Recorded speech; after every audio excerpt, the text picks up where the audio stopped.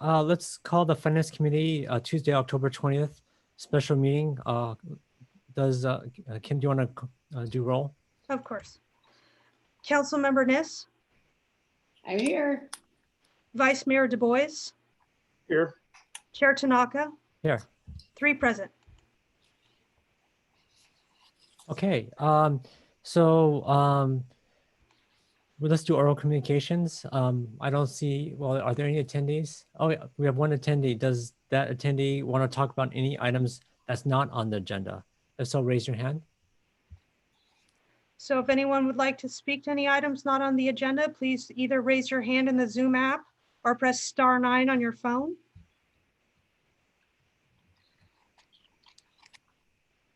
It's not looking like anybody has their hand raised at this time. Okay. So let's go on to our first, let's close the oral communications and let's go to the first action item. The first action item is to accept Calpers pension annual valuation report as of June 30th, 2019. Does staff want to begin with the presentation? Yes, thank you, Councilmember or Chair Tanaka. Eileen Ozay, Administrative Services Director. I'm here with Christine Paras, our Assistant Director of ASD, and Jesse Deschamps, our Budget Manager here in ASD. We also have Maria Lagman as well as Eddie Lee. Maria is our Payroll Manager, and Eddie Lee is from Calpers, actually, and as backup from a staffing perspective. So if I could turn it over to Christine and Jesse to quickly go through the presentation and then hold questions till the end just to keep it smooth and help them with some of their first runs, frankly, in a public meeting. Christine?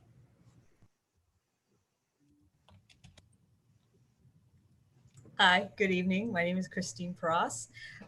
Tonight we present to you the Calpers annual valuation reports.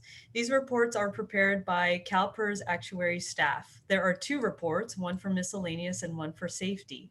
We'll run through an overview of the reports, what's changed from prior years, and some of the assumption changes that are occurring in 2019.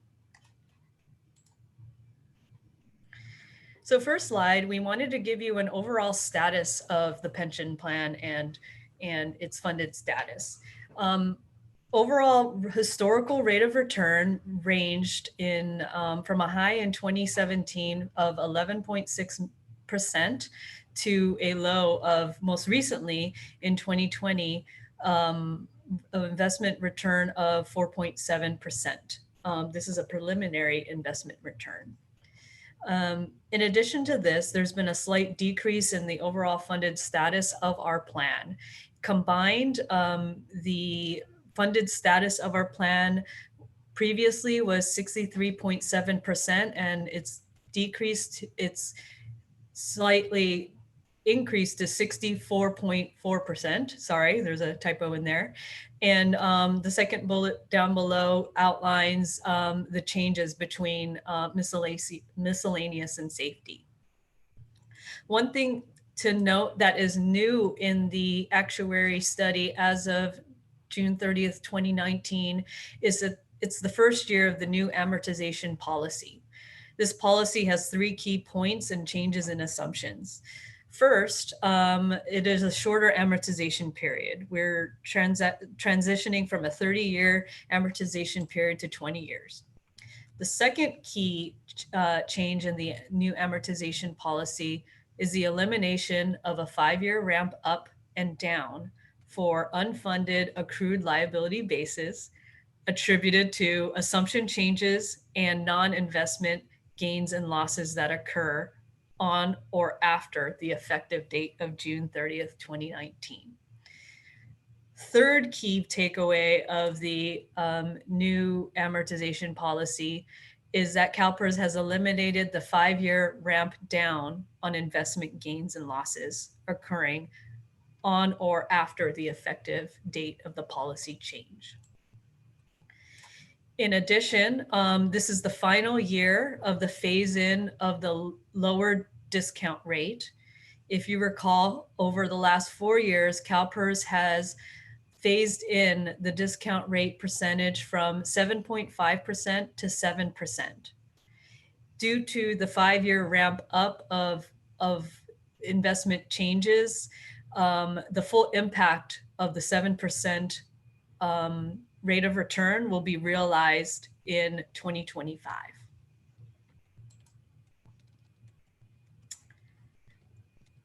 In addition to the assumptions and the funded status changes, we also wanted to note there are significant variables that are not accounted for in the June 30th, 2019 actuary reports. One key thing to note is that the employee census and salary data that is included in this report is for salary rates as of June 30th, 2019. These rates that are calculated in the Calpers report will be effective and be used in our base modeling for the budget in 2022. So there is that normal lag between the employee census and what rates we use for the budget. It's important to note also that any impacts to salary and benefits in fiscal year 2021 that we recently adopted in the budget will be realized in future actuary reports and rates. One thing also to note, as mentioned previously, is that Calpers has a preliminary 4.7% rate of return for June 30th, 2020. This is expected to impact the contribution rates in 2023. Third, another thing to consider and is not included in this report is that the rates in the Calpers report and the funded status does not assume any of the contributions to the pension 115 trust. The projected balance as of the end of June 2021 will be approximately 32 million. I wanted to also, just for the viewers out there and for the sake of the committee and reading through these reports, wanted to go through some definitions that we'll be using in the presentation, and you've probably read in the reports. And this is a great reminder, refresher for us. Normal cost is the pay-go cost of pension based on a percentage of payroll. The unfunded accrued liability, or UAL, essentially represents the catch-up of costs over the amortization timeline. The blended rate represents the normal cost and UAL expressed as a percentage of payroll. The actuarial determined contribution, or ADC, is the Calpers calculation of the cost of normal cost as a percentage of payroll, and the UAL as a flat rate dollar amount. Finally, the additional discretionary payment is ADP, is the payment in excess of the ADC. One way that is very helpful for me to remember this is that the ADC represents kind of like your mortgage payment, and the ADPs represent any principal amounts in excess of your mortgage that you want to apply towards principal. So hopefully that graphic down below we have helps remember and reinforce those definitions and what makes up the ADC. I will now turn it over to Jesse, our budget manager, to go over the specifics of the past and projected employer rates for the miscellaneous and safety plans, along with the UAL unfunded liability. Go ahead, Jesse. Thanks, Christine. The charts in the next two slides forecast the total employer contribution rates for each plan over 6 years. This contribution rate, or also called blended rate, consists of the normal cost plus the amortization of the UAL, and is expressed as a percentage of payroll to illustrate total cost. For the miscellaneous plan, the total cost is 41.8% in fiscal year 22. This rate is estimated to increase to a peak of 43.7% in fiscal year 25 before decreasing to 36.2% in fiscal year 27. In the last 2 years of the forecast, the normal cost decreases slightly due to the assumption that employees in lower cost PEPR plans will replace members in higher cost classic plans. Additionally, there are two relatively large UAL bases that would be fully amortized and drop off. Page 16 of the Calpers reports details these bases, which collectively make up the total unfunded liability. And just as a reminder, a UAL base is created anytime the plan results differ from expectations and results in an increase or decrease to the unfunded liability. Next slide, please. For the safety plan, the total cost is 69.6% in fiscal year 22. This rate is estimated to increase to a peak of 74.2% in fiscal year 25 before tapering to 73.2% in fiscal year 27. Similar to the miscellaneous plan, there's a decrease in the out years of the forecast. This also reflects a decrease in normal cost resulting from a shift in employees from higher cost pension plans to lower cost, and a smaller UAL base that falls off in the last year of the forecast. Next slide, please. In this chart, the total unfunded accrued liability and funded status for each plan is provided for 2015 to 2019. Miscellaneous is in blue and safety is in orange. The total UAL for both plans is increased from the June 30th, 2018 valuation to this current June 30th, 2019 valuation by 21 million or 4.7%, from 456 million to 477 million. From a funded status perspective, the city has approximately 64.4% of the funding it needs to meet pension obligations. So can I interrupt for just a minute? I know you want to just keep reading, but numbers like this are not good for digestion. I haven't had dinner yet, but somebody read me what that total number is under 2019. Starts with 476. Yep, so it's around 477 million. So 476, 924, 698. Does that not make anybody else go, oh my God? Or am I the only one? No, I have the same reaction, Councilmember Niss. Actually, I think Councilmember Niss brings up a good thing. I know staff wants to just run through the whole thing, but I think if we don't, I mean, I think you gotta have some interaction. Otherwise, yeah, I think so too, staff. I know you're really on my pushing against mind. it. So, I mean, that is 476. Am I right? Million, yeah. It's a lot of Yeah, money. I mean, Half $5 million. yeah, Well, that, I definitely understand where the committee is coming from. And luckily, the next slide is just the recommendation. So this is a the lot end of of the bake presentation. sales, And Kylie. I mean, I think the other thing to notice is how it's grown in 4 years, right? Right. Even Yeah. though we are trying to put money aside. That's since you've been on the council, Tom. There's the problem. Only half the time since I've been on. the So can staff accommodate the committee just to get some understanding, or do we have to really face to the strict, presentation, no questions still? But you're saying the next slide's the last slide? yes. Yes. Okay. Okay, well, get through that. And then, boy, you better go through them again kind of slowly. That was it. Just next step. Absolutely, that was it. So, The go fi- back to the UAL if that's what the Yes. pleasure. Yes, absolutely. So let's just go back one, because as Tom just said, wowee. But this There's doesn't, miscellaneous, there's safety. Whoa. Liz and Graham, can I interrupt one point? Actually, one thing I want to do is we have one member of the public attending. And so maybe what we'll do is we only have one member of the public, and this is a very esoteric topic. So what I think we should do is I'm going to give that member of the public, should that member want to, raise your hand and say a few comments. And then I'm going to leave the public comment session open in case there wants to be the person would like to interact with us. So it's a little bit different, but we have a small group here today. So let's see.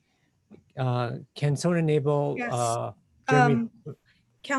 Chair Tanaka, it looks like Jeremy Below has his hand raised, so I'll allow him to speak. Okay, please. Mr. Below, Yes, can you hear us? I can. Thank you.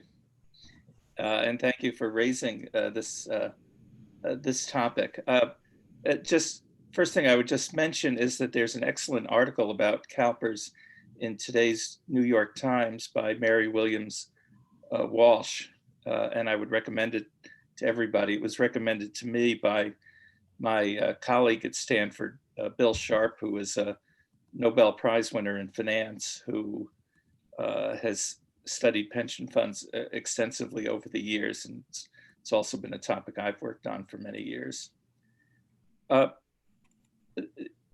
As scary as the $477 million number is, the actual situation is quite a bit worse. So just to explain to you how that's calculated, you could think of it, to use Ms. Paris's analogy, that we have a mortgage outstanding to pay the pensions that have already been earned by all the employees in the city. And those mortgages, and against that, we have some money put away into a fund. And the numbers for that is about 1.34 billion as the mortgages. And the assets are 864 million. And the difference is the unfunded liability. But why do I say those mortgages are understated? It's because the way they calculate the mortgages based on the payments that we owe in the future it's as though we had mortgages at where we had to pay a little bit over 7% interest per year on those mortgages for the entire remaining life of each of the pension beneficiaries. And you could not refinance the mortgage and get it at lower market rates. So as everybody knows, if you have a $100,000 mortgage and the interest rate is 7% that you have to pay on that, that's a much more burdensome obligation than if you were allowed to refinance that same mortgage to a market rate of about 3.25%, let's say. And in fact, if Palo Alto wanted to simply extract itself from Calpers, Calpers would make Palo Alto pay a large penalty relative to the 1.34 billion. It would increase our liability by about 50% to about $2 billion. So actually our underfunding is well over $1 billion, the way an economist would think about this. Now, some of this, there's not much we can do about. If we've already made promises to our policemen and firemen and teachers and whoever it is who works for the city about pensions that they have earned under previous contracts, those are obligations that we're going to have to pay going forward. But the thing that we really do have to get a handle on, as opposed, well, there are two things I would say. One is, just understanding more realistically, and I would do things in a different way than Calpers does, what this is going to cost us going forward for what we've already kind of promised people. And then the other thing is that as we go into future negotiations with employees, and we're trying to figure out what a new contract is going to cost the city, you want to use realistic numbers. In other words, if what you promise the person is something that Calpers says is the equivalent of giving them another kind of $30,000 mortgage at 7% interest, you would say, well, that $30,000 is an understatement of what it's really going to cost me on the new contract. I need to have some way of calculating what it's really going to cost me so that I could be realistic in figuring out what expenses the city is taking on. And I don't mean to say this in terms of arguing whether certain people are overpaid or underpaid. That's your job on the city council. I think like any place else in Palo Alto, I know this isn't the school pension, but I have experience with my kids in the schools. And I would say, like all of us, we've had teachers who were worth their weight in gold, worth much more than whatever their salary could possibly have been, and others who should have been in another profession, really. Same thing with Stanford faculty. So I'm not really trying to say X is overpaid or Y is underpaid, but I'm just saying that even these calculations, as scary as Commissioner Niss said they were, are really kind of significantly understating the problem. So why don't I stop there? Thank you. Thank you so much for your comments. And so I'm going to leave the public comment open. And so if any other members of the public want to speak, you can. If you have questions, you can raise your hand. And what I'd like to try to do, because this is kind of a very, as I said, esoteric topic, I want to try to enable more interaction. So maybe what we could do is we could go back to the beginning of the presentation, and then as we have questions, just, and it's only 3 of us here. So rather than have to actually raise your hand, I just would like to try to keep it a little bit more interactive. So Councilmember Niss or Vice Mayor, you guys could just jump in as they go through, and then we could have a discussion that way versus the more structured approach, because we only have 3 people and this is our only item today. I had a question for Eddie Lee or for staff. I mean, so where do we currently rank in the state in terms of unfunded liability? As a percentage or as a dollar value? Maybe per capita. I'm not sure that I have the per capita numbers. We would have to figure that out. In terms of a percentage, on average, Calpers is more in the low 70 range. So we are below what the system as a whole is funded at. But obviously you've got various entities that are above and below that. Especially as you've got some entities that have done pension obligation bonds. So they've tried to fully fund their pension and they're paying off their debt through that bond. And then you've got other agencies that, as you've seen in the news in the past 4 to 5 years, as dire as ones that have gotten into such financial hardship that their pensions have been recalculated based on how much funding they were able to provide CalPERS. So I would say it runs the gamut. We are less funded, I would say, than the average of the whole system, though. Yeah. And Eddie, I don't know if you have any comments. Yeah, can I add some comments?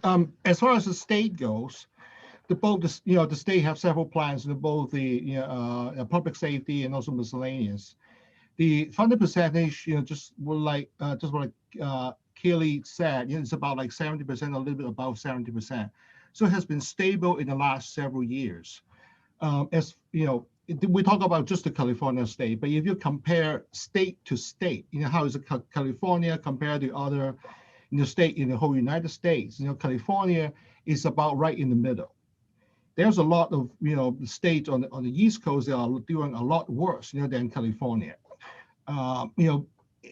If we're not in that COVID crisis, probably the state is going to make billions of contributions to CalPERS, to bump up the funded percentage, but it has been withdrawn back, because of the COVID crisis. As far as the Palo Alto, the city of Palo Alto goes, I mean, it is about like 4% or 5%, below the state averages. Now, if is Jeremy is on here. Going back to your point, I want to add is, on our actual valuation report, we should not be just looking at accrued liability as a state, to fund it. We should look at the present value of projected benefits. So, going back to your point, are we understating it? Actually, we're not understating it. The actual accrued liabilities is actually just a gauge, it's just a ruler for you to measure at a certain point in time. But if you look at the long term, we talk about time horizon of 50 years or 60 years, that long, you should be looking at the present value of projected benefits. The difference is probably about like 100 million, or I'm just looking at one plan right now, so it's 100 million. Just looking at the miscellaneous plan, above the current funding level. So actually, maybe before you do that, real quick, Actually, can someone stop sharing the screen? I'll just share this. I don't know if everyone's seen it, but it's a Stanford pension tracker. Can whoever's sharing the screen stop sharing real quick? Okay, let me share my screen. So I looked at has everyone seen the pension tracker from Stanford?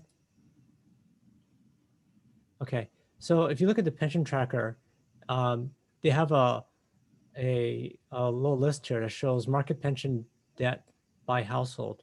And then this is out of all like 500 cities in California or so. And you can see Palo Alto's right here. We're like number 23 at about $40,000. Like it's 39, almost $40,000 per household. So what's interesting is if you look at, let's say, East Palo Alto, okay, they're actually, 1,157, right? So they're way down the list versus our own city, which is kind of interesting, our neighboring city. Or if you look at, let's say, Menlo Park, let's see, Menlo Park is 533, right?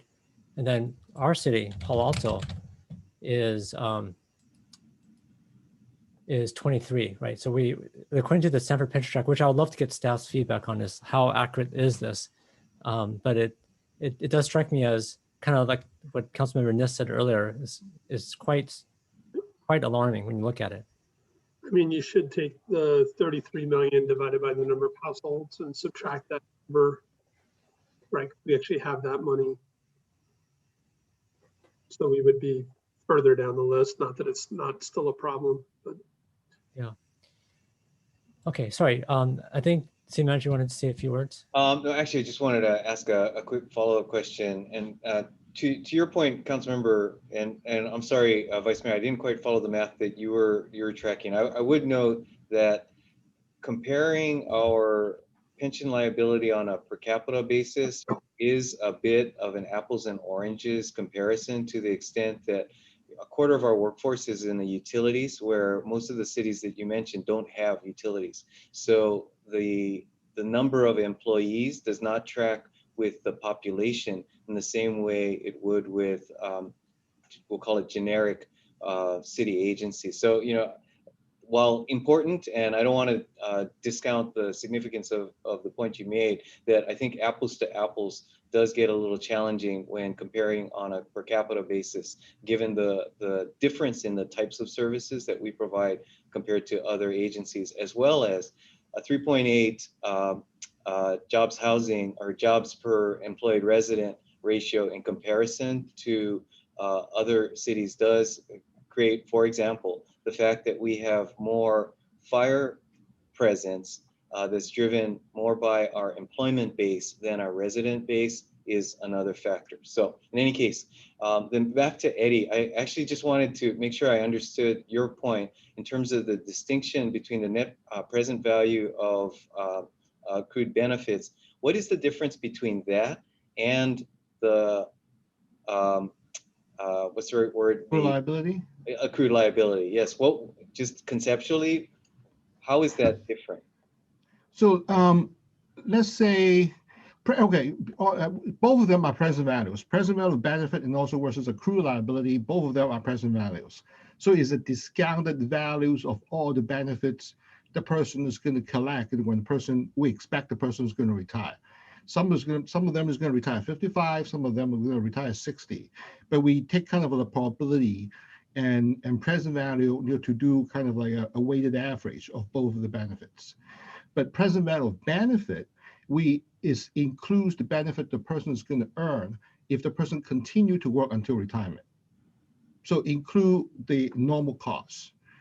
But accrued liability is only counting the service or the benefits the person already earned as of today. Let's say a person age 50, let's say the person is going to retire at age 60, the accrued liability is only the present value of the benefit earned up to age 50. But present value of benefit, which is the total, includes the benefit the person is going to earn from 50 to 60. So as part of the actuarial analysis, you don't forecast when you expect people to retire? No, we do. I mean, both numbers include a forecast when the person is going to start collecting the benefits. So that's why we have probabilities calculate at each possible age, and also discounted the value back to the present date. But my point is, on the accrued liability is always a catch up. Every single year the person is going to get 1 year older, 1 year benefit earned, and if you keep on funding, the benefit is already passed, already earned. It's not a very sustainable way of funding policy. You should expect the person is going to earn, how much benefit is going to earn in the future. But that's what we call the normal cost. But if the normal cost, if we add in the normal cost, if the fund is not making a 7%, it ends up to be an unfunded accrued liability. I mean, it goes both ways, right? I mean, if the fund, if you put in the normal cost and then the fund end up earn 9%, then you have more money, and then you end up reducing the unfunded accrued liability. Interesting. So that's why, going back to Jeremy's point, instead of just looking at unfunded accrued liability, which is a past, a year later, that number is going to change. I mean, based on the assets return, based on the person who's getting older, person may retire early, and then we may have to update some of our assumptions.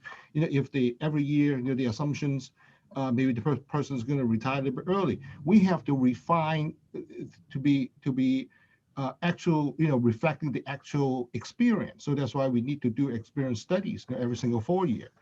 Now, I'm just looking at the miscellaneous plan.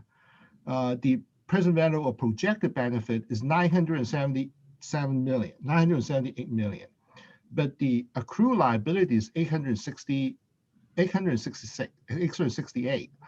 So there's about like $110 million difference. Eventually, it's going to flow into the normal cost. So for you to expect on the how much the cost in the future, don't just look at the normal cost. It's 100 million coming up due. So so I'm just going back to my point. You don't always just catch up on their accrued liability.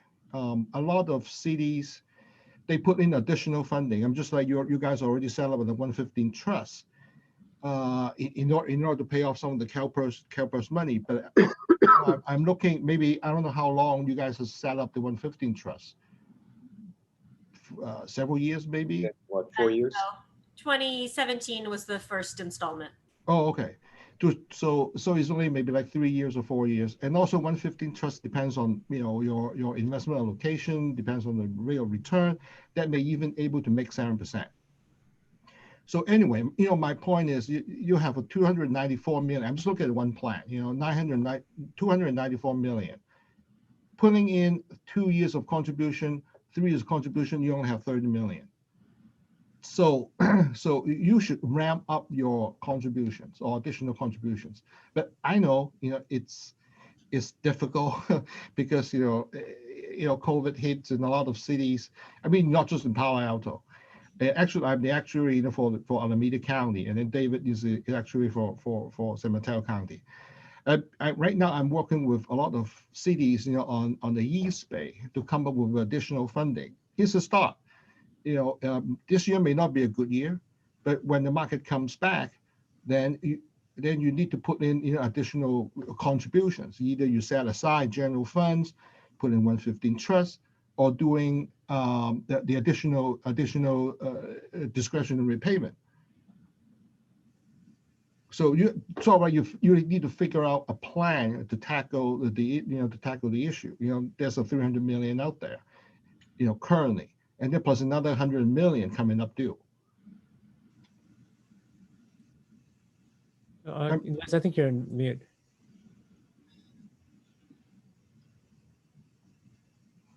What I'd like to do, Greg, with your blessing, is go back and just talk about Calpers for a minute. Talk about how much money is in Calpers right now. I remember when Calpers was returning literally 18% at one point, probably 2012, 2013. Anyone else remember that? was Probably a phenomenal. lot earlier, maybe like early 2000s, maybe, Yeah. or 2010, somewhere over there. Yes, around in there. And it was an enormous amount. They have a huge amount of money under our system. They also have a board, and I was once invited to speak to the board, so I remember it. The board is interesting at best. So I think it's helpful to have this as we're way down in the numbers right now. I want to just talk about this as a whole, because not every city belongs to PERS. We tried from the time I came back on the council this time to figure out how could we get out of PERS. It is so expensive to get out of PERS that, you know, you practically could give them your 2 firstborn kids and nothing would happen. It's very difficult. Would you? Kylie is nodding, so I know that's It the is. case. Yeah. And, you know, part of it is because, as everyone's been talking about, we're projecting things into the future by decades. And so if we were to get out of CalPERS, we would have to ensure that CalPERS is fully funded to meet those decades worth of benefits, no matter what variability may come. Right. So in order to exit CalPERS, instead of assuming some discount rate of 7%, we're down more in the like 2%. Because they need to de-risk, obviously, because ultimately we will not be contributing anymore, and yet they're stuck with all the accrued liability up until that date of separation. So here we have somebody at Kylie's age. Is there going to be money left for her at some point? I mean, that's really what we're talking about now, is this is a long-term involvement that we have. And I think it's really important that people understand clearly, this is a kind of, my apologies to anyone who's involved with it, but I thought the PERS board was kind of casual, to be honest. I thought they'd be extraordinarily well-versed financial people, and you probably know they're not. They come from all different backgrounds and so forth. They do not all have a financial background, believe me. So we are having our future insured by a group that I don't disparage. I'm simply saying you probably wouldn't take your own money and put it into PERS. And that's probably blasphemous, right? I've just said it out loud. But I think that you would think twice about putting your savings in that over a long period of time. And that's only to put this in perspective. It's not to stop everything from happening, but you do have to look at this occasionally in the big picture, not just the year by year by year. So that's what concerns me about this. So maybe I think Councilman. My lecture for tonight. Well, I think this gives this meeting a little bit more structure. Maybe let's walk through slide by slide, and then we could ask questions and comments. And then by the time we go through all the slides, we kind of have pretty much everything covered. And what's our goal? You know, there is no, you know, pretty much accept the report, right? So this is almost like a study session. Unless, which I don't think we're going to be doing, unless we recommend some sort of dramatic action. This to me seems more like a study session at this point.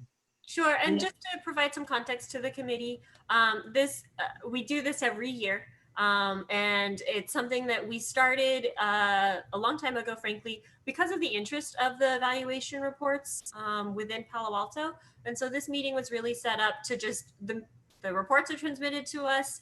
So let's go over them, let's review them. Right. Ultimately, the actions are coming through things like our pension funding policy that the council has taken action on, through long range financial forecast, where we actually have our outside actuaries help us run different scenarios in terms of our funding, contributions, et cetera.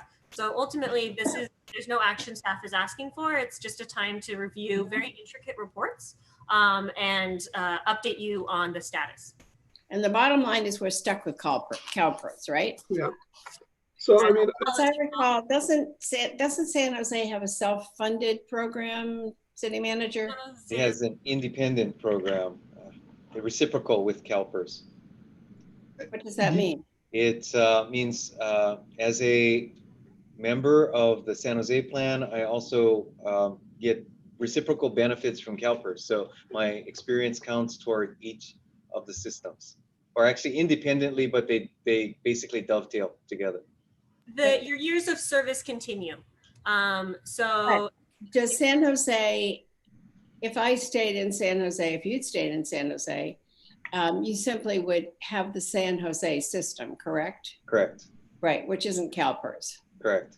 Right. San Jose set up their own plan, and then they self-manage, and also, they self-funded. So it's not through CalPERS. I mean, CalPERS sort of like, it's like an giant insurance company, and then, It's good for us to know that. you I mean, contract with us. nothing we can do about it, but it's good to know about it. So, I read the report. I have some questions. I don't know if we need to go slide by slide.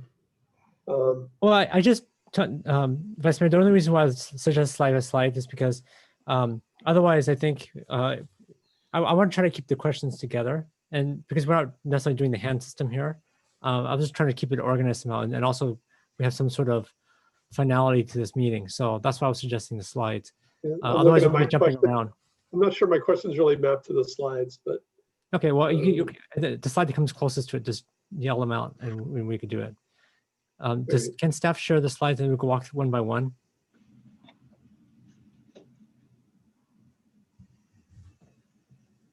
Okay. Any questions, comments on this slide?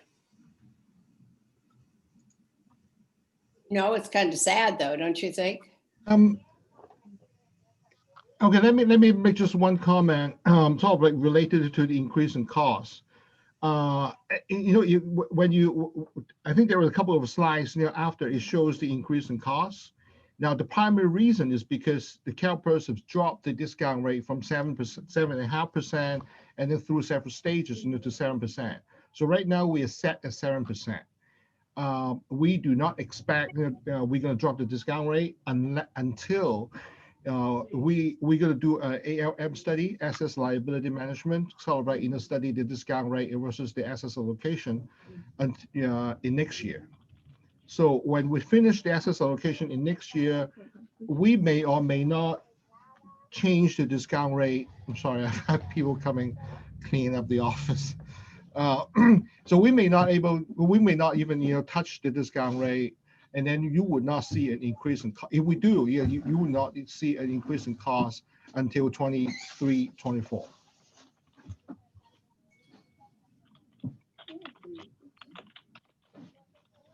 Okay. Yeah, I think we understand that. Yeah, to me, I guess the part that's most alarming is just the historical rate of return and how it's kind of dropping, right? And while we had some market fluctuations, the market, amazingly enough, has stayed up, right? So I guess I was a little bit surprised by that. Does staff have comment, or Eddie or David, do you guys have comment on why do we see this continual decline, but the market really hasn't kind of followed that as well? Well, CalPERS is a long-term investor, so I guess it would depend on what indicator you're looking at in the market. And Eddie can talk to this in terms of their investment strategy. But ultimately, we thought 2020 was going to be worse. It dropped significantly in March when we were doing the briefings with CalPERS when COVID was hitting initially. And ultimately, I think, as they said in their own words at their most recent Ed Forum, they took a breath, realized they're long-term investors, and part of their strategy, and it came back from a market perspective. So it's not going to follow the S&P 500 because it's not invested in a similar state. So I guess my question to you is what do you mean in terms of it's not following the market? What indicator are you trying to? No, I'm just looking at 2017. It's about 11.6%. 2018 is about 8.6%, 5.8, and it's going down year by year, right? And I realized that CalPERS may, for instance, do more private equity type of stuff versus more longer term type stuff versus, let's say, S&P 500. But I guess what I'm thinking about is, if you think about the rate of return, and I'm just using the stock market as a benchmark, while 2020 has been, and by the way, is this our fiscal year or is it Is this like, this is our fiscal year? Yes, CalPERS and the city are on the same fiscal year. Okay. Yeah, so no, definitely in March, there was a drop for sure, right?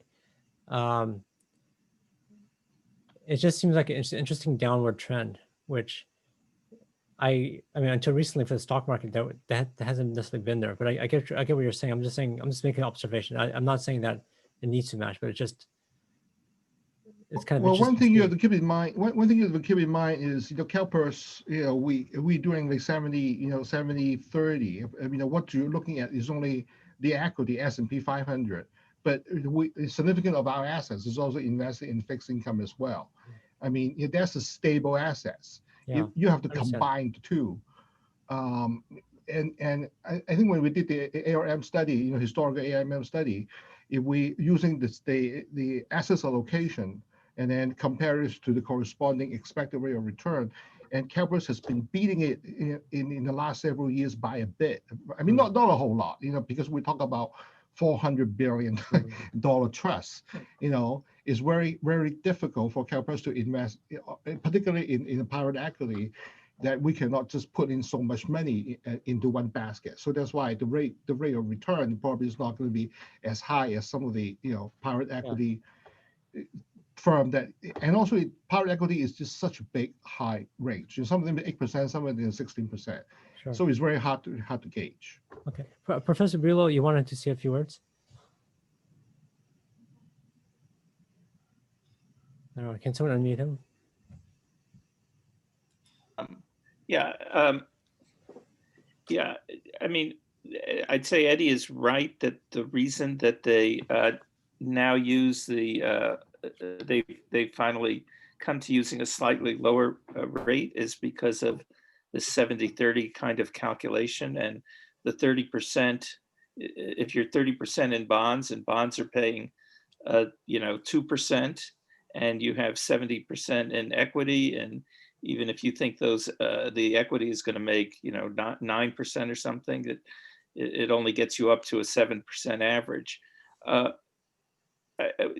there's a question that's still not an apples to apples comparison, because when we're 70% in the stock market, or CalPERS is, that's very risky, whereas the benefits that we've promised the staff and the employees is pretty safe.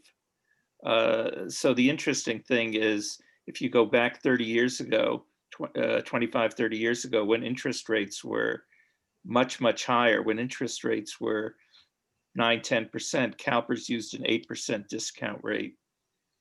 And now, even though interest rates have gone down to 2%, they've only changed the discount rate to 7%. So, most economists would say that the 7% is awfully high, given that the promise we've made is kind of like in a mortgage, where you really have to pay it. It's a fixed amount. It's not, we don't get to pay the employees less if the stock market goes down. Yeah, that's a really good point. Eddie, do you have any thoughts about that? Again, going back, we view these. I mean, the drop in discount rate, because of the Fed, lowering the discount rate, in it's six months, 9 months, they lower almost like 200 basis points. I mean, we view that as a short term. Our time horizon is a lot longer, 50 or 60 years out. So, I'm not an investment person, but I'm just, looking at it as an actuary, as how we can set one discount rate for a really long period of time, 50 or 60 years. We realize that there's a drop, in the fixed income discount rate. Eventually, it will come back. Market is going to come back. Interest rate is, will bounce back up. I don't know how long. I'm not an investment person, but we're looking as a really long term. And as ever since the drop in July, the market already came back. 7% is pretty strong. I don't know how long that run up on the stock market is going to be, but we have to be invested prudently, and also we have to look at it as a long time horizon. So a little dip in the market, drop in the discount rate, or something that we cannot overly react to it. If we do, then the contribution rate is going to be going up and down. I mean, you'll see a lot of employers probably will go bankrupt. Okay. If Councilmember Nis or Vice Mayor, you have another question on the slide, let's go to the next one then. I have a question for Kylie. Two questions, I guess. So first of all, remind me on what we said in our pension policy about making payments out of the trust. Sure. Any payments that are to come out of the trust have to be done by obviously council approval. Legally, they're bound to be paid towards pension costs. And ultimately, the framework that the council talked about with the trust versus ADPs, as we've been discussing, or the kind of payments beyond what your normal mortgage is, we would be using that trust to help us bridge spikes in the rates or any other urgent fiscal needs that we may need time in order for us to adjust to. And so that's why we'll only have a finite, the pension policy right now has a cap essentially on how much we put towards that trust. And then it talks about switching over to ADPs. So we didn't say when it reached a certain point, we would make a payment out of the trust. Well, no, because ultimately, once it reaches a certain point, we would stop contributing to the trust and we would start contributing directly to Calpers. Right. Okay. Yeah. And then I had a question about, so the investment in the trust is kind of moderate approach. We're using a 6.2 discount rate. It looked like we were getting returns of like 6.1. I don't know if that was coincidental or we were trying to match. Total coincidence. Okay. And I will say that ultimately, actually, that trust is outpacing the portfolio that we were in because we are in that moderate conservative because we did want the funding to be there in that emergency situation. That's what I was going to ask you. Yeah, I mean, it is a trust. It is for this long-term payment. So why not be a little more aggressive in terms of investment? Yep. And as part of that policy, actually, to your point, Councilmember Du Bois, part of it is that we would revisit what the investment bracket or bucket is. And we didn't determine a frequency. So that is an outstanding question, but we would revisit that with the Finance Committee. And ultimately, if we wanted to, it is our discretion or the council's discretion to articulate a desire to move that needle, so to speak. Yeah. I mean, generally, we're conservative in almost everything we invest, right? I mean, seriously, we are. And I'm just wondering if this is somewhere where we should maybe consider, again, not totally high risk, but just a little more aggressive. Yep. One more notch would be in the moderate category. And I think there's about 5 buckets. So moderate would obviously put you smack in the middle in terms of the options. So if that is something that the council and the committee are interested in, ultimately that is something that we can bring back with the full analysis from our fund, frankly, which is managed by PARS. Yeah, I would actually be interested in seeing that too, just because I think without that we have some real big problems. I think we're going to have to do that. I think there's risk involved, of course, but I think that seems to make sense given where we are right now. And I think a great time to provide that direction to staff is when we bring back the pension funding policy to the full council. Because that's all wrapped into that that policy, that framework, essentially, in terms of how are we going to continue to proactively fund our long-term liabilities and any adjustments that we may want to make. Okay. Thank you. So I have a chance. Please.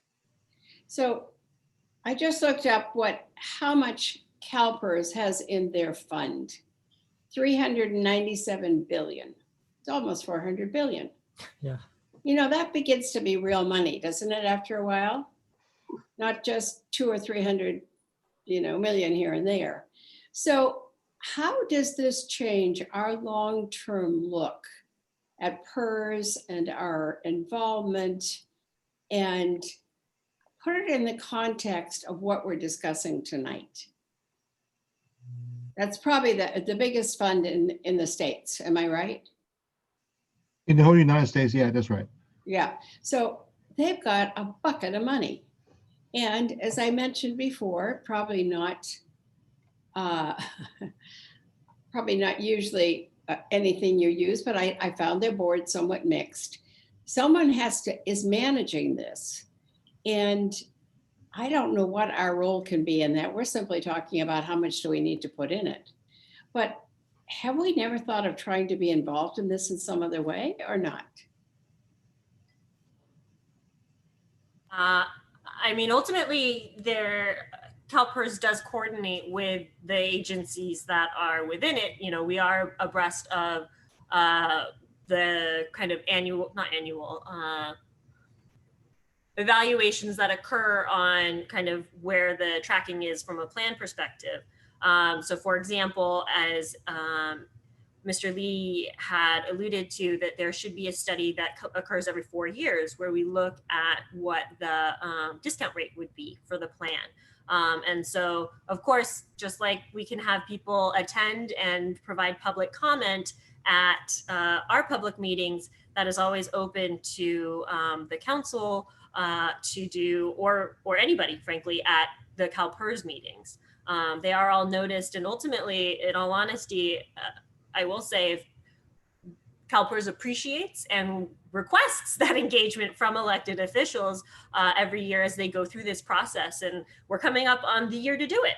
2021 is going to be their next review and evaluation. And so so how many of us have ever gone to a CalPERS meeting? So I just don't want us to lose, you know, that forest for the trees or vice versa when we're discussing this. We don't have a lot of control here. We can decide, as we did, you know, in the last few years, start to pay off what our long-term unfunded liability is. But we're almost a drop in the bucket to what is going to be in the future. And I don't want to diminish this conversation that way, but I think we need to continuously keep this in that big picture, because when you're looking at 400 billion, that actually becomes some real money. And what we're saying is that I don't know how many in California currently are taking from the pension fund. Probably none of us do, right? But that would also be an enormous figure. So really, this is a big savings account that we are hoping to pull from. I hope this money is still there when you get there, Kylie. That really means that we've got to believe at some point that this continues to function. So what we're discussing tonight is what our role is. What I'd like us to look at the same time is, this is a behemoth out here. And I don't even remember who manages it on a day-to-day basis. I'm going to presume they have absolutely brilliant people doing that. What do you think, Eddie Lee? Well, I can speak on behalf of the actuarial department. I mean, we have very brilliant actuaries, you know, sitting in the office and willing to help with all the cities in California to set up a plan, a realistic plan. You know, I cannot give you, 8% of discount rate or drop the liability, but when the budget allows in the future, or when the economy coming back, I think we need to. I mean, all the cities should be very proactive of managing this, unfunded liability. I mean, not just you. I'm talking to a lot of cities too, as well. I'm currently. They are in some of the fiscal crisis, budget crisis, but we have to open the door. We have to start the dialogue, working with the city councils, finance, committee, set up a long-term goal, when the time is allowed and when the budget is allowed. I mean, liability is not going anywhere.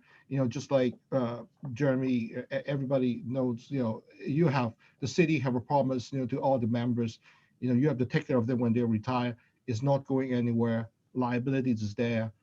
We have to set the assumptions is more realistic, and we have to do the investment prudently and also able to manage your budget at the same time. So hopefully I've answered your question. So David is on the call now. I'm sure David more than happy to help you set up a long-term goal or. So all I'm really asking for is reassurance. Someone to say, look, we've got this enormous amount of money. Who is minding the store? You know, how well are they doing? Where do they make their investments? You know, it's that kind of thing we usually don't ask about. We're usually just talking about how we can deal with it on a day-to-day basis. You know, David, do we know that we have a site that kind of like disclose the rate of return? I mean, I think we have a website that discloses what kind of investments we have in. So, for example, like number of shares of Apple, number of shares of Tesla, or even some of the private equity. I think we have a site that discloses our investments or rate of return as well. Good evening. Sorry I was late. I was on a plane from LA. I was visiting some family and had some issues that I had to take care of down south. But you had our investment staff has the portfolio well diversified. So yeah, you're in good hands. I think that's the answer you're looking for. But if you want to get more involved in where the money should be invested, we do have a representative on the board. We have 13 board members, and Jason Perez represents the public agencies. And you also have the League of Cities. So if you want to go get with the League of Cities and get more involved with coming to our board meetings and investments and pushing, you could push to change the diversification. If you do look in our report, we do have a little circle that has the different where all the money's allocated. It was on your agenda, I noticed. Actually, David, I'm just trying to make sure there's some money left for Kylie when she's old enough to get a pension. Councilmember, there will absolutely be money because the city of Palo Alto is ultimately responsible for that bill. As long as we are paying bills, we are responsible for paying that bill. That makes her feel better. Well, I think we have to also ask the taxpayer in Palo Alto how they feel about that. But I guess, I think Councilman, you make a really good point, and I think probably the only thing we could think about, and it's something that Professor Bulow talked about earlier, which is we just have to be sure that when we think about employee expense, we also think about the unfunded pension liability, and that we truly account for the cost. Because that's the only, that way when we're budgeting, we're also really looking at the true cost, not just the dollars today cost. But let's move on to slide 2, unless either of you guys have other questions. I wanted to go back just to make sure I understood what Eddie was saying some time ago. I don't know if that was Palo Alto specific number. When you were talking about us being ready for $100 million payment, was that a Palo Alto number? Yes, I'm looking at the difference between, do you have the report? Are you able to pop up on the screen? I have it here. If you just tell me a page number. Oh, page 6. Page 6, I'm looking at miscellaneous plan. Yep. I can share screen. If you. Yeah, can we let Eddie share a screen, please? Okay. Are you able to see? Yeah. Okay. So this is page 6 of the report. Now, are you able to see? Yep. Yeah. Yeah, this is the number I'm talking about. 978 million. A lot of times you only look at the accrued liability number, 868, minus the assets, 574. That's why you have 294 million in unfunded liability. So this is the past piece. It's already past. You are catching up with it in next 20 years or 30 years, a little bit long. But you have to keep in mind, eventually, as of now, including the benefits you expect people are going to earn, or Kylie will have the benefit when she retires, you should be looking at this. It's 978 million. So it's an additional 100 million, the difference. Right, but it's funding through normal costs. It's funding through this number. It's funding through the normal costs. The normal cost is 9 million. So don't just look at 9.4 million year to year. This number is going to increase. Eventually, you would need the difference of 110. So when a good time comes, put in more money to save it. Take care of the unfunded and also anticipate the costs. Okay. So that's my point. I mean, I hope I answer your question. Yeah. Okay, can we go back to the presentation then? Let's go to slide 2.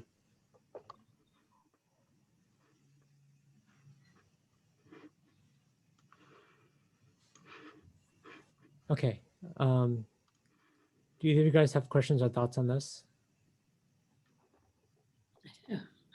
Just my thought is what it's going to take to ever pay it down. Well, I guess, yeah, I guess one thing I was curious, why don't we factor in the fact that we do have this 115? I guess why, we know we have it, why don't we factor that in right now? These reports are calculated by Calpers actuaries, and so it is calculated based on the money that is in the PERF, the actual Calpers fund.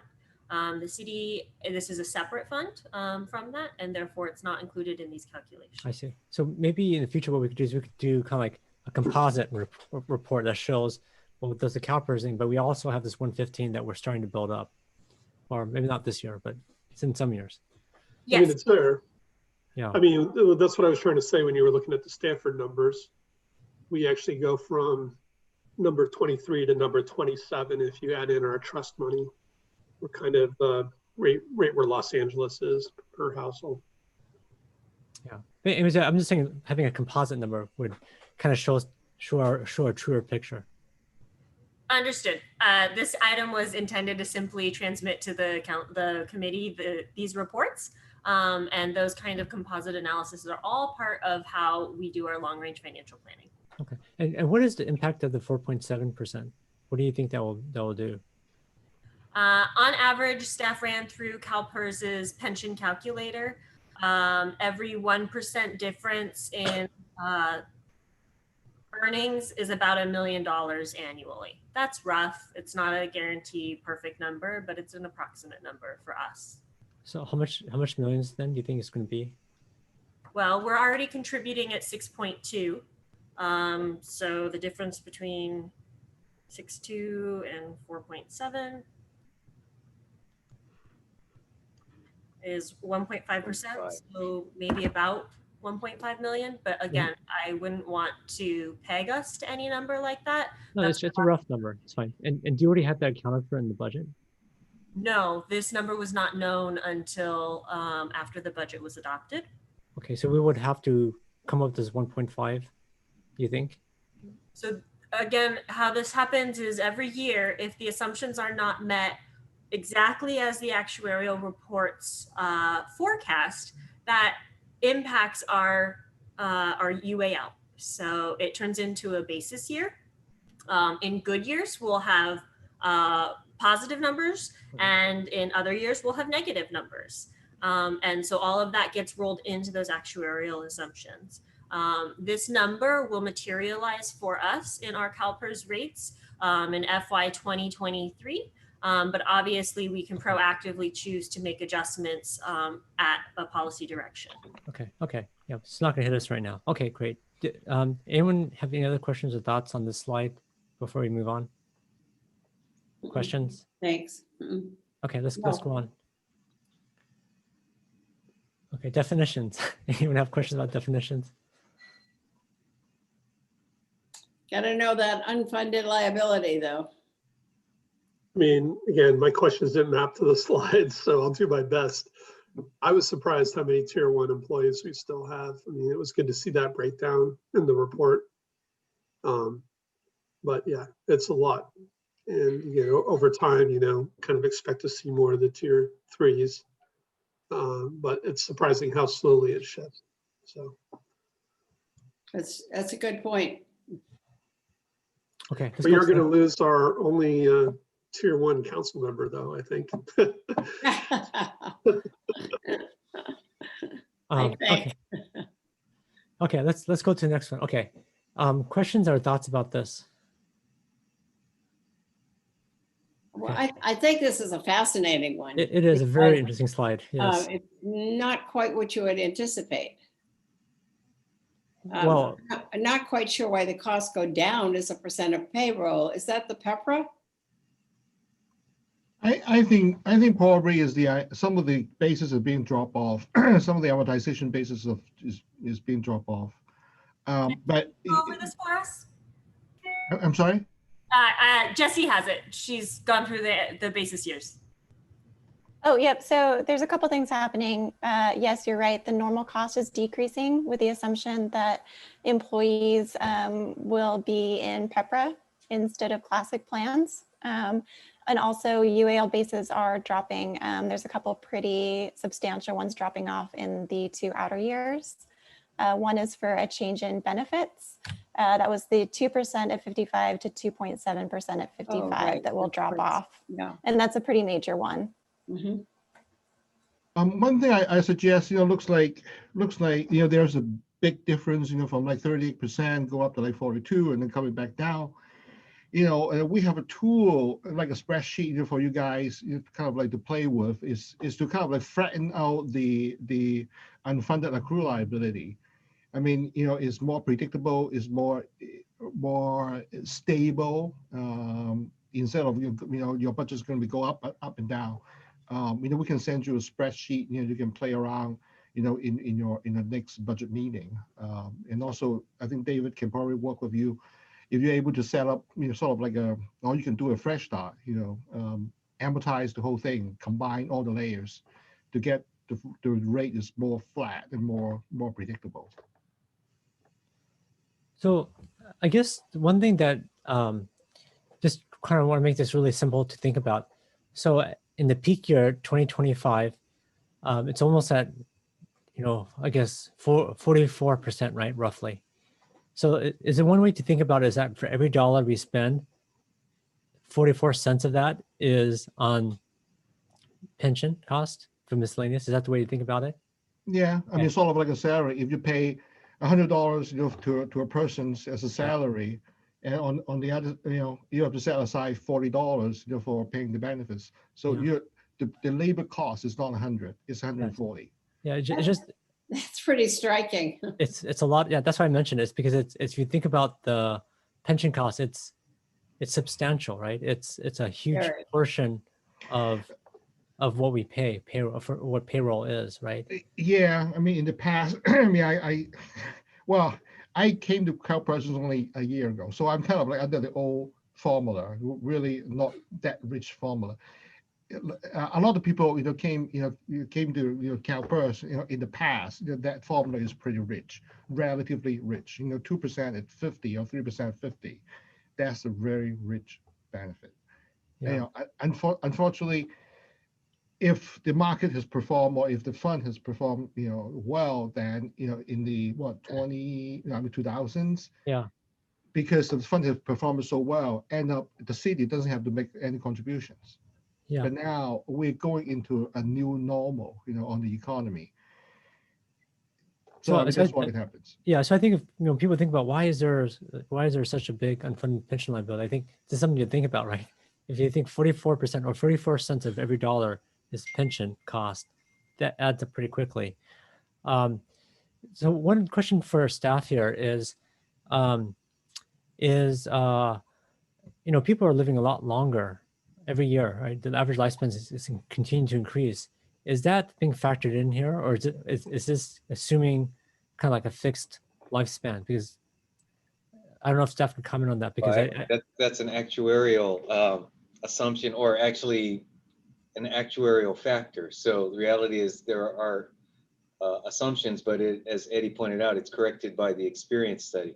And I hate to say it, but as I look at the drop off in the curve on the out end, it is the mortality that is also a factor in the reduction in expenses. That as classics are no longer with us, that reduces our Sure. expenses. So I mean, Eddie, again, this chart, That's a kind way to look at it, Ed. Yeah. I That's mean, not the right word for it. express it differently. Well, I mean, if whether COVID is going to help or it's going to hurt. Ooh. I heard. Dear God. I know I'm not politically correct, but COVID, yeah, the impact of the COVID had increased the mortality in this year than normal. Yeah, it's true. So could you, I mean, because initially we kind of go, oh, and I don't think we have taken this as seriously as we probably need to. So could you just, is that you, Eddie, saying that? Or is it that's David? Eddie. It's Eddie? Oh, Ed, you Where want to are you, finish your Eddie? thought? You've disappeared for a minute. Could you say a little more about the COVID as it affects this? Because I know that's a gruesome topic, but it certainly is one that's relevant, isn't it? Yeah, it is. It just the latest article I read, I think the mortality rate has gone up, in this year, because of COVID. Is a lot. I think a lot more people, deceased, than normal. The mortality rate has gone high. I mean, we are doing another experience study in next year. In next year. The last one we did is 2017. Obviously, we have not factored in the COVID effect. So when we do the experience study next year,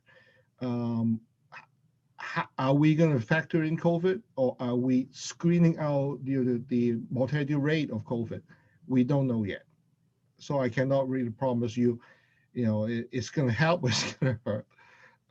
We'll see. I mean, this is ever-changing story, as far as COVID goes. But it is fascinating to think that a natural disaster is actually going to affect what rates are going to be factored in. I mean, that's, for some reason, I find that just pretty stunning.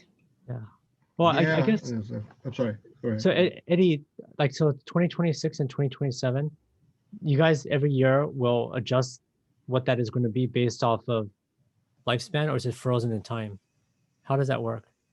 Well, every 4 years we do a study. Oh, We every do a 4 study years. every Oh. 4 years. We do a mortality rate study. The I last one see. we did in 2017.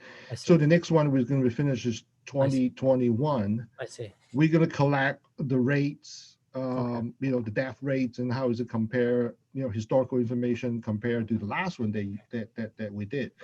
We're going to make some certain amount of adjustments. Okay. And that's the biggest driver for the gray line going down. No, mortality is not a big driver. Okay. The What is- biggest driver is the discount rate. I mean, in a part of our report, I think there was a page. I don't know what page.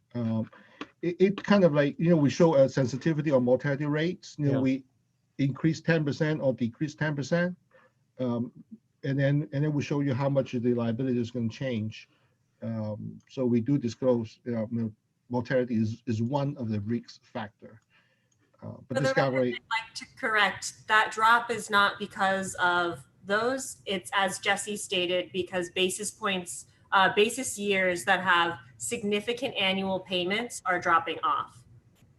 That's that primary drop for Palo Alto specifically in those outer years. Okay. Interesting. Okay. Let's move on to the next slide unless anyone else has any comments or questions on this. Okay. Now this is the really interesting slide. So, anyone have any questions on this or comments? I mean, we've seen this every year. I mean, it's really not a big change this year. You've seen it coming. It's like a very slow moving truck running into you. Yeah, but I mean, the thing that just, you look at this, right? And you look at 74 cents of every dollar is going to pensions, right? I mean, there's a concept of crowding out, right? And you wonder, I mean, this is the majority, 3/4 of the dollar goes towards pensions for safety, right? I mean, we're mainly paying for the people that used to work here, not for the people that work here today, right? That's what it's saying. And I realize we look at this every year, but it's still very alarming when you look Well, at it. It doesn't make me not catch my breath every time I see it. It's a pretty chilling kind of slide to look at. Does Eddie, do you know how does this compare to? I assume that most cities are something like this, right? Like something like, you know, like 2025, 75%, 70 cents of 75 cents of every dollar is going to be used for pensions. Well, no, Is no, that no, no. It's not 65 cents or 70 cents of every dollar you can use for pension. Is if you pay a dollar for a salary, you have to pay 65 in Okay. addition to that dollar for benefits. sorry? Okay, I should say it better, but okay, yeah, but I guess Yeah, that's what I thought anyway. So- Yeah. Right. Anyway, Palo Alto is not different than any other city. You know, some of the East Bay cities. I just talked to another city just like an hour before you guys. They are still in the 65% range. So they are trying to manage. Don't go to 70, maybe like 65. one question is why in the other graph is the gray line above the orange line, and this graph the gray line is below the orange line. The gray line below the orange line. So if you flip back to the last slide, Different valuation reports. Oh, the gray is 19. Correct. So 19 is higher Then the orange. compared to 18. But the other graph,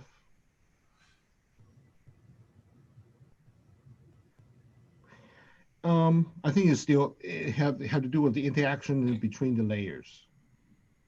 Yeah, but I mean between the costs. I mean, you know, between the amortization basis. I didn't understand. Like, So what? I think what's actually happening is just the report is updated based on our populace every year. And as we experience different variables, these reports are recalculated every year based on that updated information. So the historical amortization periods are obviously, you know, those basis years are continuing to accrue and will adjust based on whether or not we're meeting discount rates or not. Beyond that, you know, the population is also changing. Right. I mean, you know,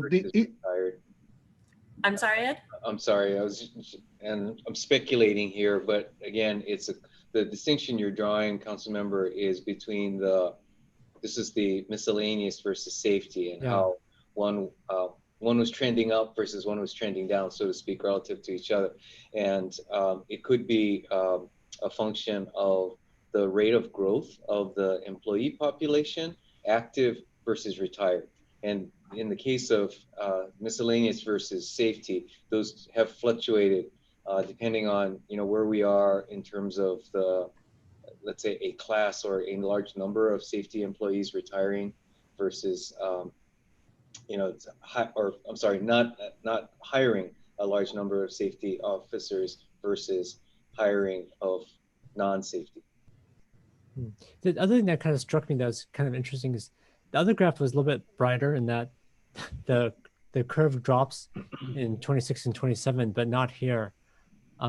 Any idea why? It all goes back to those basis years. Jesse, do you have more on that one?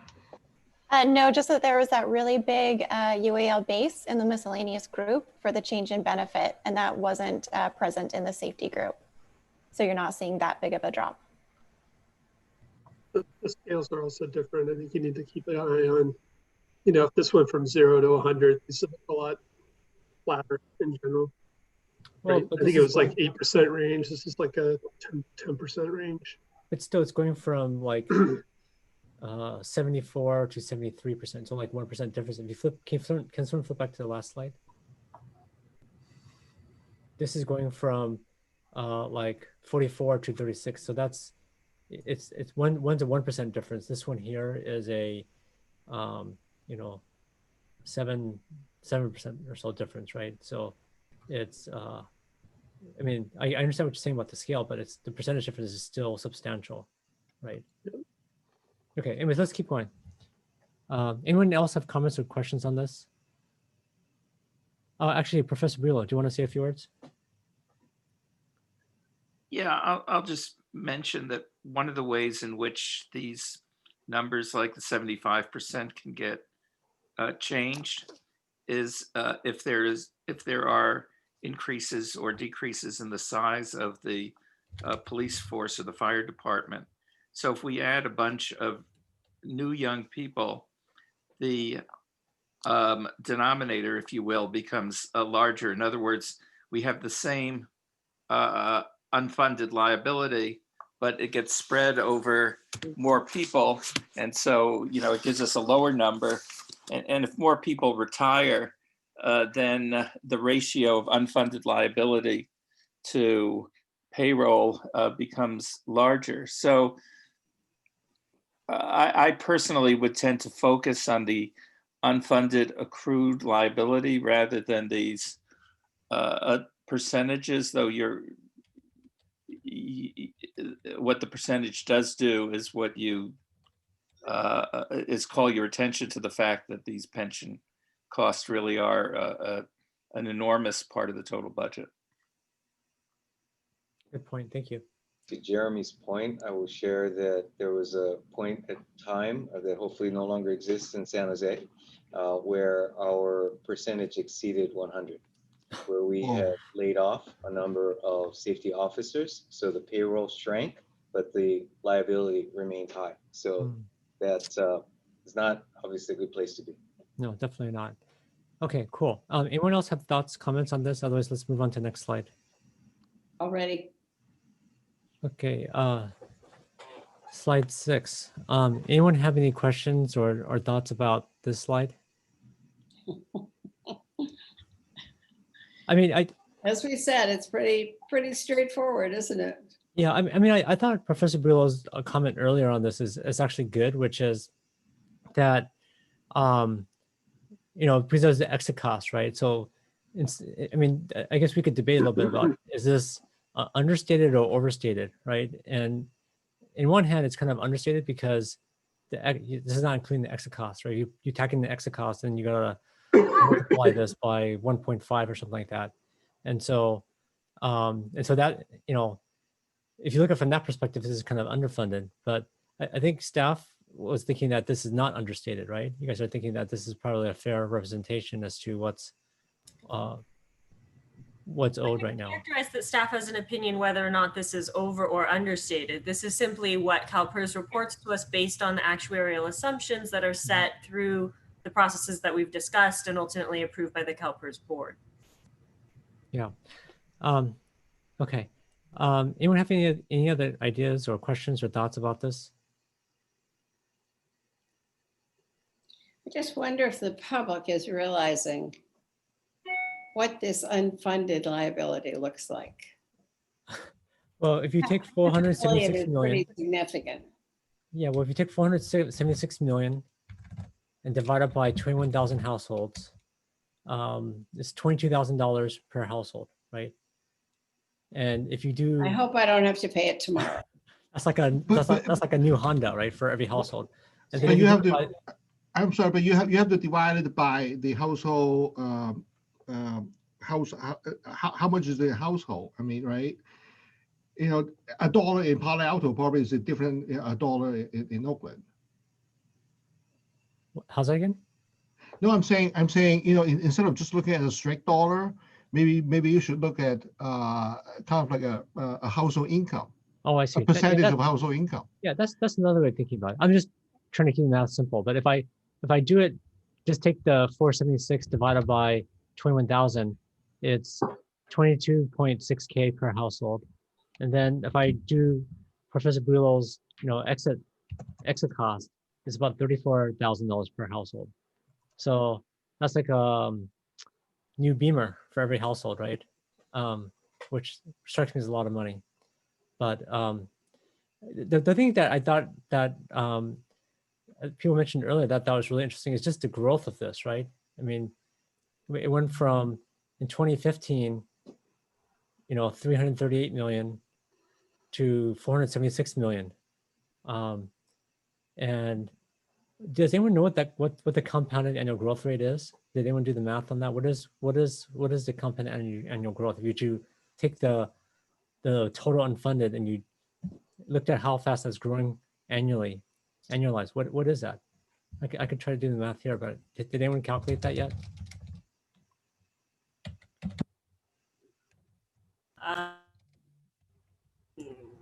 Staff looks at it as a year-over-year basis. I'm not sure we did a CAGR for this. Okay. I just did a quick math, but It's it's about 19% per year. 19%. I mean, that's way past inflation, right? That's crazy. But as I say, you're looking at kind of like the apples and oranges. I mean, 2015 was based on 7.5%, and now we're dropping it to 7%. I know. I realize that just some of the things are changing, but just in terms of you look at sheer liabilities, right? And if it drops even more, right? You think about what does that mean, right? And because this is growing way faster than the rate of inflation, right? At 19%. Well, it's the rate of healthcare that's probably most relevant, right? Well, I don't think healthcare is growing at 20% or 19% a year. I No, don't but think it's growing faster than inflation. it's faster than inflation, but not 19%.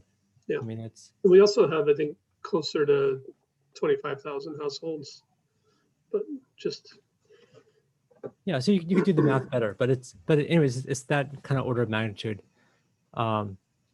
Anyways, I do think Councilmember Nist is right. It is a bit of a jaw-dropping number when you look at it any which way. Okay, any other thoughts on this before we move on to the next slide? Oh, Professor Bilo, do you want to say a few words? I'm sorry, I just wanted to say it was 9%, not 19. Oh, 9%. Okay. Percent. Still a high rate. Yeah, and we're fortunate in Palo Alto that the average house is worth so much money, and so if you thought of $35,000 as kind of reducing the value of your house because of future taxes that will have to be paid to make this up, Palo Alto is still solvent. You get it to the cities that are less fortunate in other parts of the country, and the houses might not be worth much more than $35,000, and they're much worse off than we are. That's a good point. I mean, I think that's why Eddie talked about like as percentage of household income. So that's a good perspective. But there are households that people are retired or unemployed, and if you told me they owed $35,000, that would be a pretty big hardship for some people here in our city. But it's a good observation that as percentage of someone's house, maybe not that bad. Okay. Any other thoughts or comments on this before we move on? Okay, let's go on to the next slide then. Okay, so I think we're at the end of this. Are there any other questions or thoughts that people have that we haven't talked about already? Is there one kind of sort of upper message we could go out with? Where's Kylie? Where's our CFO? I'm right here. Anything you can think of that's positive? Yeah, absolutely. In all honesty, in a very short amount of time since I've been here, this council has really taken these liabilities and these costs seriously, and has continued to diligently pay attention to them and incrementally move the needle to address it. Obviously to the chair's comments, right? These topics can be extraordinarily esoteric, very difficult to understand. And this council and community have really taken the time and invested a lot of resources into learning about this and ultimately developing strategies to manage it. And I think that's something to be proud of as a community and as a council with your leadership in addressing this. You could have just ignored it.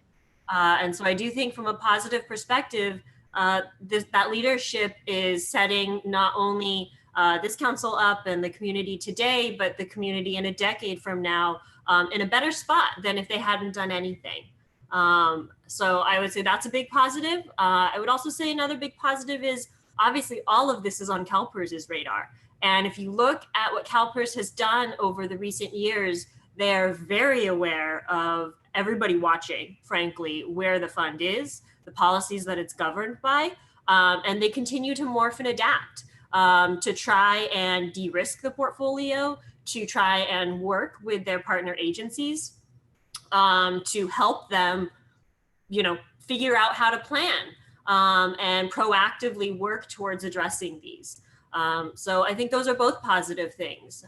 If you can't solve a problem unless you identify it and recognize it. And that's definitely something that we as a community have absolutely done and continue to do. Well, that makes me feel better.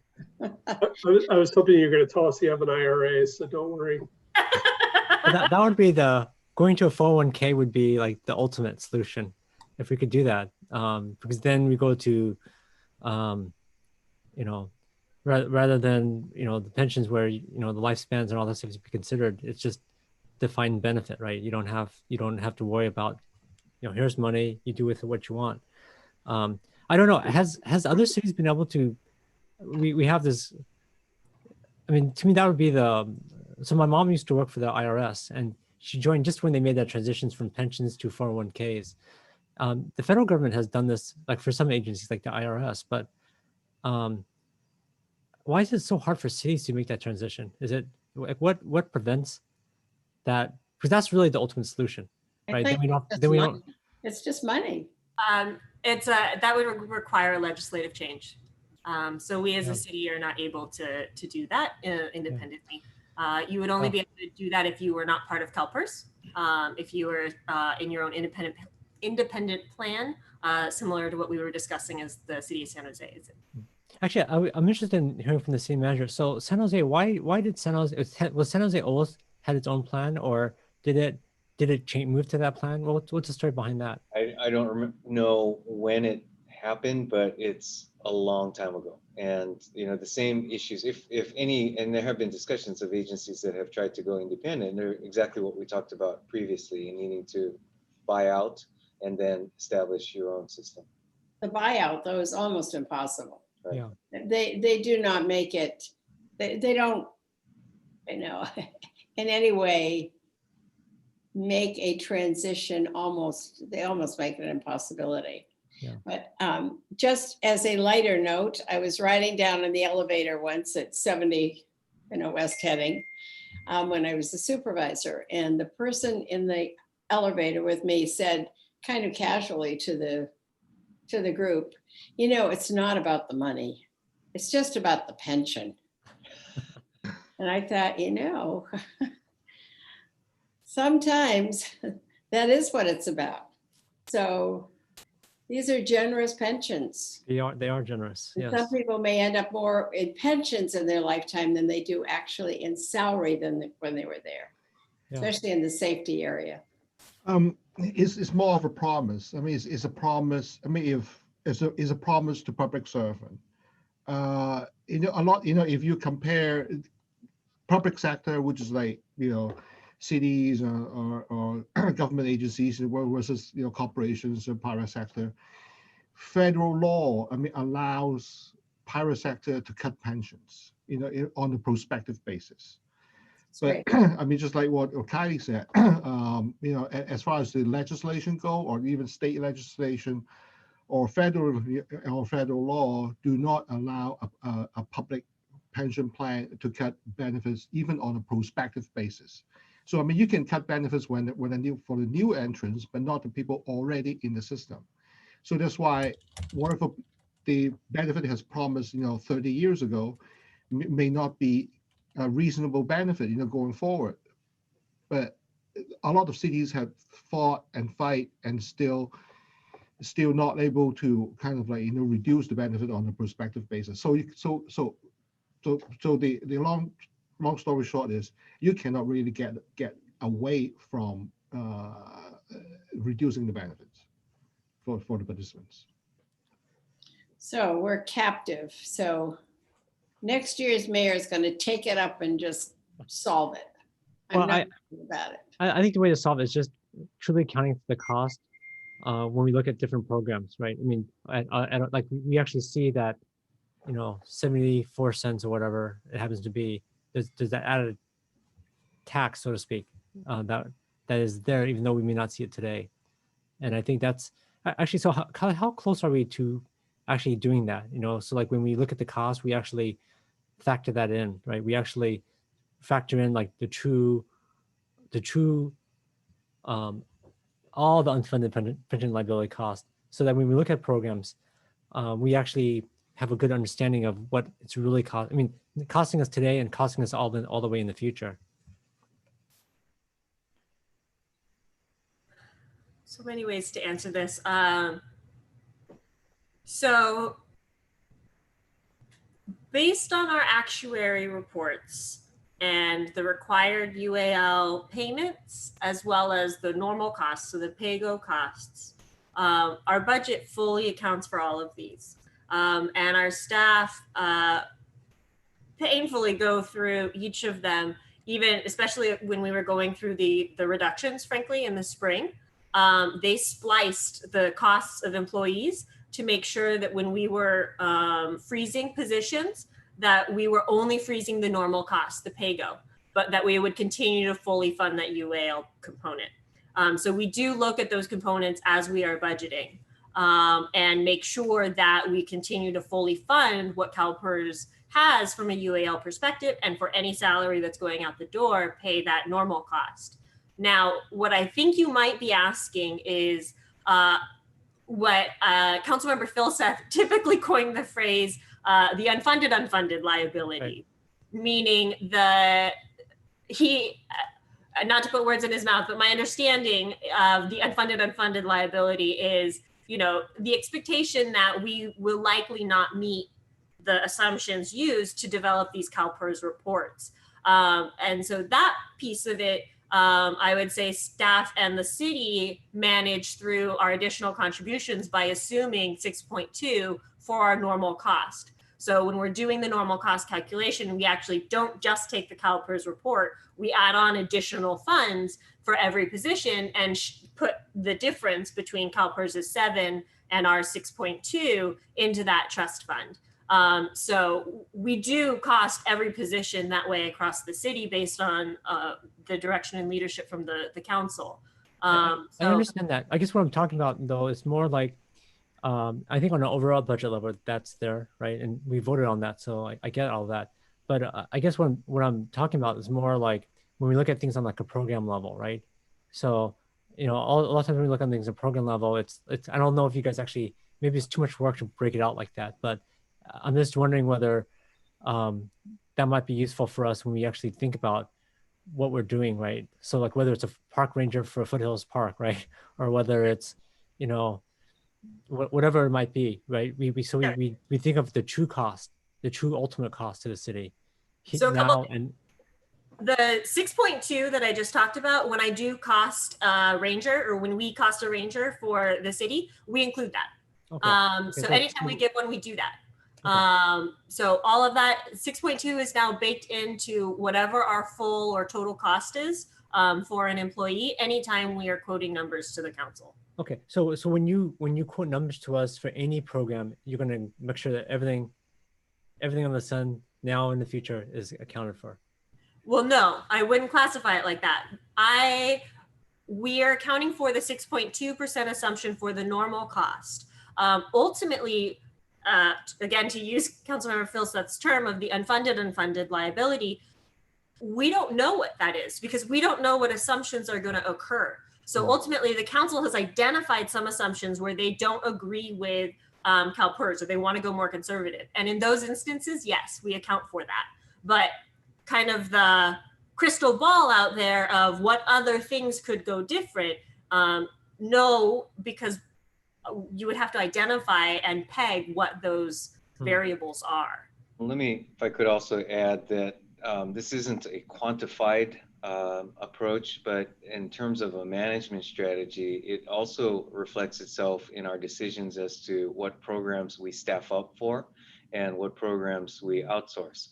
So recently, as the council made a decision to transition the animal shelter to Pets in Need as one example, and the most recent example related to outsourcing includes the city auditor function. So those decisions are mindful of long-term obligations, or really through contracting, the avoidance of those long-term obligations for contracted outsourced services. So this is a very intentional part of the balance that the city has undertaken, and that applies not only to ongoing functions like I just described, but also to the consulting services that we pick up. And those are made within the framework of state law that defines, and one of the propositions that talks about what is a contractor versus what are employees. And those are very important considerations. But the council and the city have been very intentional in balancing those needs, which is why, as the council has approved on a weekly basis, as we do consulting contracts, those are an intentional part of our strategy to provide services without creating the long-term obligations associated with pension liabilities. Okay, great. Thank you for explaining that. I see that we have one member of the public. I don't know if that member of the public wants to speak, but if so, raise your hand. Otherwise, I just want to ask Professor Bulow if you have any, I mean, you look at a lot of different cities, any words of wisdom for us on the pensions? Otherwise, I think we are almost done with this item, unless my colleagues have any other things you guys want to ask or comment on. Okay.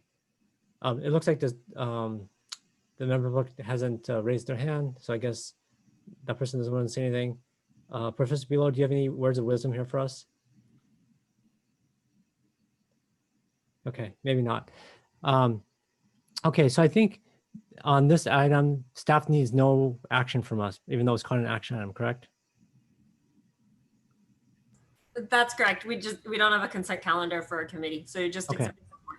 Okay, so okay, so we move on to the next item then, the future meetings and agenda. Sure. Okay. I would like to thank both Eddie Lee as well as David Clement, both from Calpers, for spending their evening with us tonight, and their, of course, ongoing assistance as we work through this. So thank you both. Yeah, thank you everyone for attending and your work on this. You're welcome. So we don't need to accept the report formally? Oh, do we have to take a vote on it or what? I think staff said no, but do we? Not usually, but we could practice. Okay, someone want to make a motion here? I'm glad to move that we accept the report. Yeah, second it. Okay, should we take a vote? I guess Councilmember or Vice Mayor Du Bois? Aye. Okay, Councilmember Ness? Yes. I say yes too. Okay, so we're unanimous. Okay, so let's finish this item, and then the next thing is future meetings and agenda. I don't know if, thank you. Yeah, thank you everyone for attending. I think you guys could probably drop. So future meeting and agenda, does staff have anything that you want to discuss at this point in time? Otherwise, we'll just talk afterwards as usual to try to plan out the next ones. But is there anything that you want to talk with? You've canceled the 3rd. Is that the one? Right. Yeah, I don't know. Do we need to cancel that one? I think we should all come and watch the results. I'm going to say, don't you think you're going to be busy that night? Well, I don't think we're going to be busy that night. No, I don't think so. Not going to be a lot of parties like usual. Yeah, no parties. So I don't think, I'm serious. We could have a meeting. There's no sense in canceling. I think we should cancel. Is there anything on a docket? Is there anything that needs to be discussed? The cancellation just hit this afternoon. I think the city clerk put it out. So there's really nothing time sensitive. I think your next meeting on the 17th, we'll have the Palo Alto, what are we calling it? The museum will be coming back on that agenda. Okay. Okay. I mean, there were quite a few things. Before. Quite a few things we have to hit by the end of the year, or not, like the long-term financial plans and various reports. Yes, we have our normal reporting. Things come in waves with this committee. So I do expect that we will likely have full agendas the next 3 meetings, which would be November 17th, December 1st, and December 15th. And various items would be, as City Manager Shikata just said, the Palo Alto Museum and the Roth Building. We have our comprehensive annual financial report and year-end budget adjustments. which is our annual audit. We have long range financial. Fingers crossed, we'll have the actual formal Q1 financial report. That's one of those kind of like this one where there's no action, but it's an actual update based on our Q1 financials. So those are some of the standard reports that we do expect to bring forward before the end of this calendar year. Yeah, seemed like a lot coming. So, okay. ASD is very busy. Okay, so I think we could probably call this meeting adjourned, and then I guess Kylie and Ed, you guys want to stay on, or do we have to call into a different Zoom just to sync No, up, or what? fine. Oh, Okay. actually, good point. I guess we want to get All off. right. Okay, Thank you, guys. I could send out my Zoom then. Okay, All I'll right, see. thank Thank you. you everyone for your work. Okay, bye bye. Are we done? I We think are so. done. Yeah, we're done. Okay. Your time. My lights back on. Yeah, I don't want to complete, I don't want to shut anybody down if they're not ready. No, we're good. Okay, thank you. Okay, I'll How Kylie, was Ed, your salad? Huh? Ed, I'm sorry? how was your salad? Oh, could you tell? It was great. Yes. I just finished it actually. Okay. Good for you. Kylie, Ed, I'll send you guys a Zoom. Okay. All right, very good. wanted Thank to you. stay in this Zoom, you can. Oh, Okay, really? but I'll it's just live transfer streaming the right host now. to someone. Okay, Yeah, Okay. you can hand it off to me. Okay, Ed, I'll make you the host and then you guys can just stay in here. All right, and you're turning off the recording? I was gonna say, we're not streaming. Yes, recording is stopped and streaming should be stopped as well, but I will confirm. Great. It says it in the top right, top left corner that it's still Is that you, streaming. Nellie? Okay, thank you.